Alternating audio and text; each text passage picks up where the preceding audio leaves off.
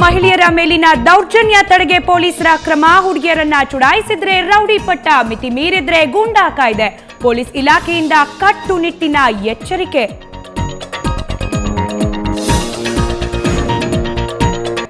ಪಕ್ಷ ವಿರೋಧಿ ಚಟುವಟಿಕೆ ಹಿನ್ನೆಲೆ ಚಿತ್ರದುರ್ಗ ಜಿಲ್ಲಾ ಪಂಚಾಯಿತಿ ಅಧ್ಯಕ್ಷ, ಉಪಾಧ್ಯಕ್ಷ ಸೇರಿ 5 ಸದಸ್ಯರ ಉಚ್ಚಾಟನೆ. ಶಿಸ್ತು ಕ್ರಮ ಕೈಗೊಂಡ ಕೆಪಿಸಿಸಿ.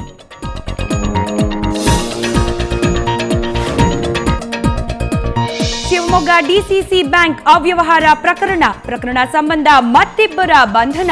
ಕ್ಯಾಷಿಯರ್ ಸೇರಿ ಎಲ್ಲಾ ಸಿಬ್ಬಂದಿ ಮೇಲೆ ಕ್ರಿಮಿನಲ್ ಕೇಸ್ಗೆ ನಿರ್ಧಾರ.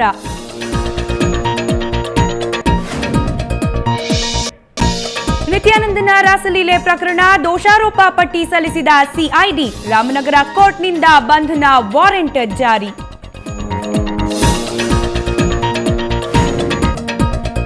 ಬೆಳಗಾವಿಯಲ್ಲಿ ಮತ್ತೆ ಎಂಇಎಸ್ ಪುಂಡಾಟಿಕೆ. 5 ಗ್ರಾಮಗಳಲ್ಲಿ ಮಹಾರಾಷ್ಟ್ರ ರಾಜ್ಯದ ನಾಮಫಲಕ ಅಳವಡಿಕೆ. ರಾಜ್ಯಾದ್ಯಂತ ಎಂಇಎಸ್ ವಿರುದ್ಧ ಆಕ್ರೋಶ.